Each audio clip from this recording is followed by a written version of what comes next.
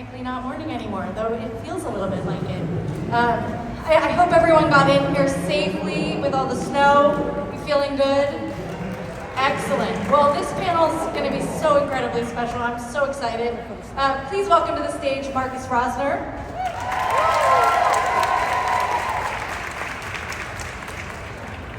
Marcus, that's your cue. Whoops.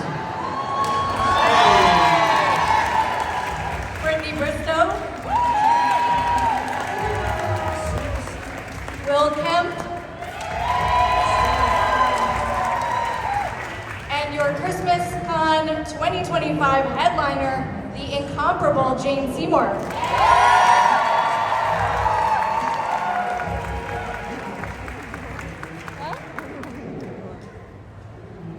I just have to start by asking, because we have 3 first-timers at Christmas Con on this panel, what has your experience been like so far? You can start, yeah. Is this working? Okay.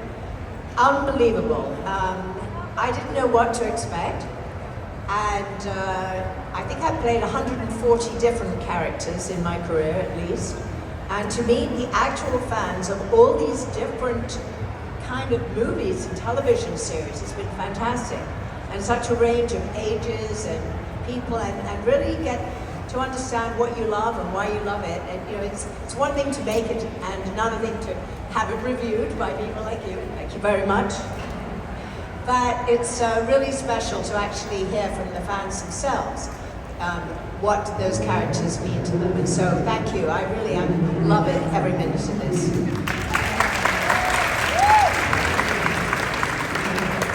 What's the experience been like for you, Brittany? I mean, to echo the same sentiment, it's been incredible. I've said to a few people, it's really been so special for me because, you know, I started off as the best friend in these movies. I've done one with Will. Great best friend. Thanks. And I know that so much of the reason why I was given an opportunity to step into the leading lady role was because of the support and the immense encouragement of the fans. They voiced that they wanted to see me, and that was what was so much a part of why I got to step into that space. And so it's been really special for me to get to meet all of the people that are responsible for giving me the opportunity to live my dream. And it's meant the world to me to be here. So thank you. Marcus? You know, I was scared to come here. He was, I can attest to that. As my good friend Brittany would probably say, I'm an introvert, but this has been actually so much smoother than I thought it was going to. Getting to interact one-on-one with people is such a more preferred way of doing things anyway, and so having these quick interactions with everybody has been really seamless and really enjoyable, and just hearing what everybody's lives, where they're coming from, and their families, and like making little videos for people's families who couldn't come. It's just been great, so I've enjoyed it. Thank you. So I want to jump into 12 Dates Till Christmas. Has anyone watched that yet? It's so good, Jane. 12 Dates Till Christmas. Can you talk a little bit about filming that and why that project appealed to you? 12 Dates Till Christmas, when I read it, was such a unique Christmas movie. I felt it wasn't typical of Hallmark. And I didn't personally know Mae Whitman. I didn't actually, believe it or not, know her work. But when I saw her, she's just phenomenal. And I met Jenny, who wrote the movie. And it was just such a lovely, heartfelt movie, but also it kind of asks you, what are you looking for? You know, who is the right person? Who are you? How do you find love? And what I really loved about it was the character I got to play, Evelyn. Because Evelyn is older, she's lost her husband, who she obviously loved, and she's somehow managed to get on with life. And now she's knitting, reading circles, and doing aerobics and whatever. And there's the character that Mae Whitman's father is, and, you know, he's hurt himself and he's staying home and he doesn't want to do anything and he doesn't want to go out and he's kind of given up. And I meet so many people of my age, I'm nearly 75, and I meet so many people even younger than me, and they they kind of, especially women, you know, they put themselves under a rock and go like, well, I'm done. You know, I'm invisible.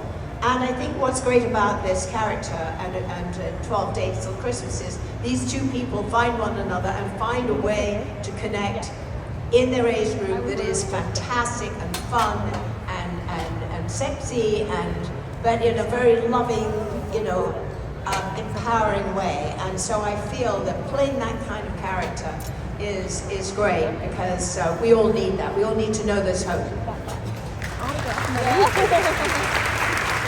Jane, I feel like you are working so much. You're giving that hope to. I think you're making a lot of us feel very lazy. I know. You guys know she just finished filming season 5 of Harry Wild. Yeah. Few people here have actually seen Harry Wild. If you haven't seen it yet, and you ever liked anything I ever did, especially Dr. Quinn, Medicine Woman. Okay, I have a spoiler alert. Joe Lando is in Harry Wild season 5. Okay? And they weren't sure why they needed Joe Lando in Harry Wild, and then he came and he knocked it out of the park, and they went, oh my God, you two together are just... Anyway, you wait and see. He's amazing. And Harry Wild is just the most incredible gift. What a lovely, lovely show. I love it. It's beautifully written. It's a joy to do, and Rohan Ned, my co-star on it, is heaven.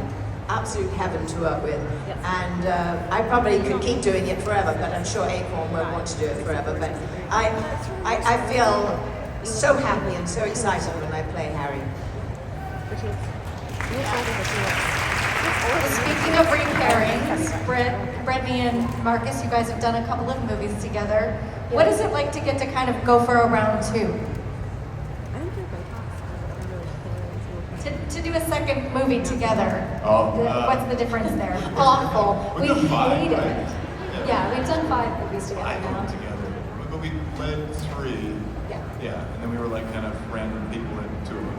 Yeah, we just looked at each other from a distance in one, and It and grew walked in and organically. waved in another. No, I don't know. The first movie we did together was called The Love Club. Yep.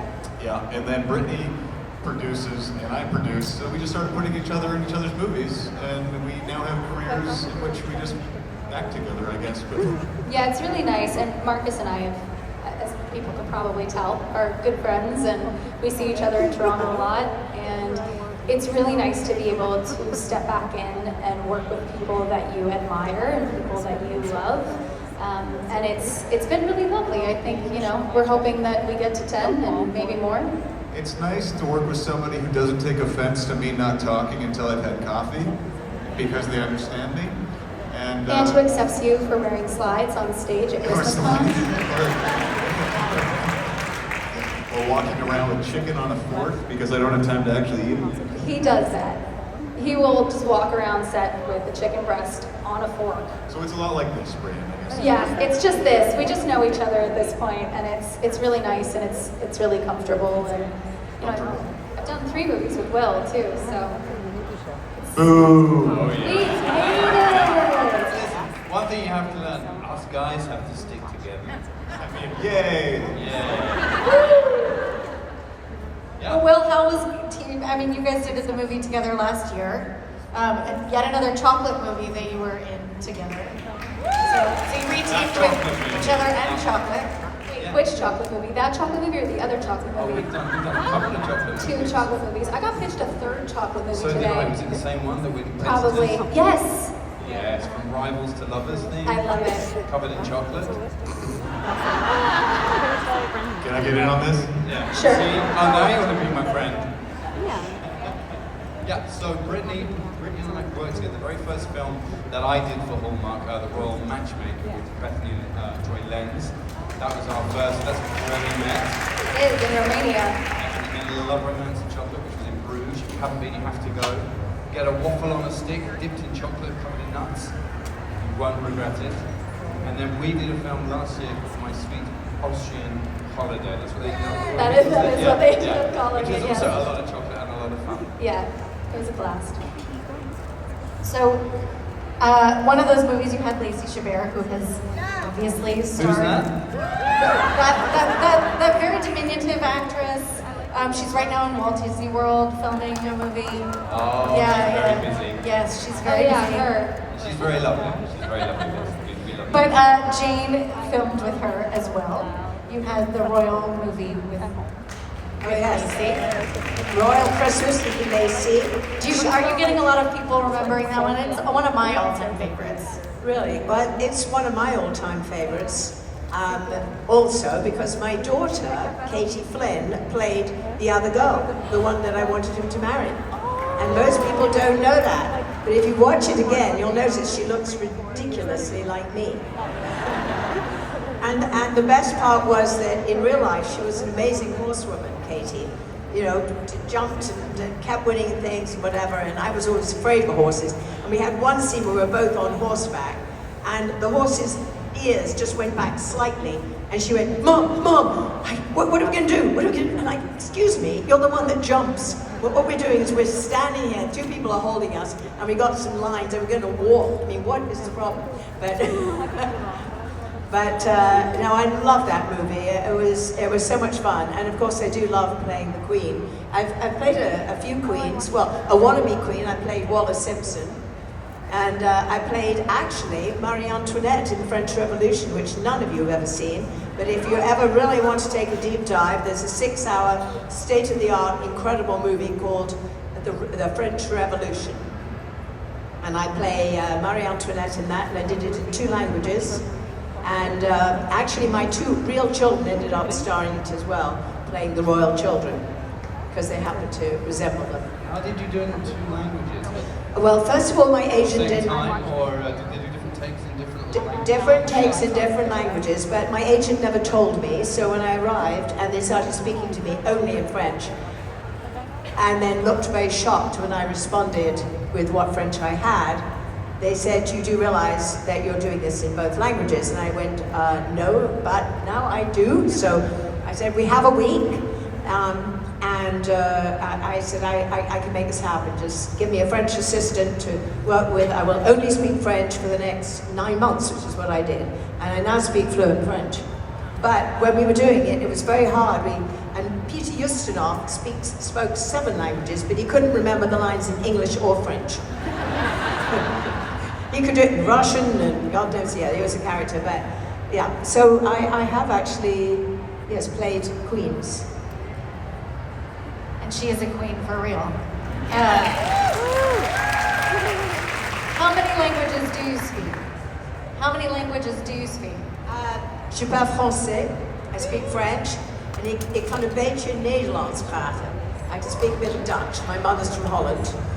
And because of the Dutch, I can decipher some German.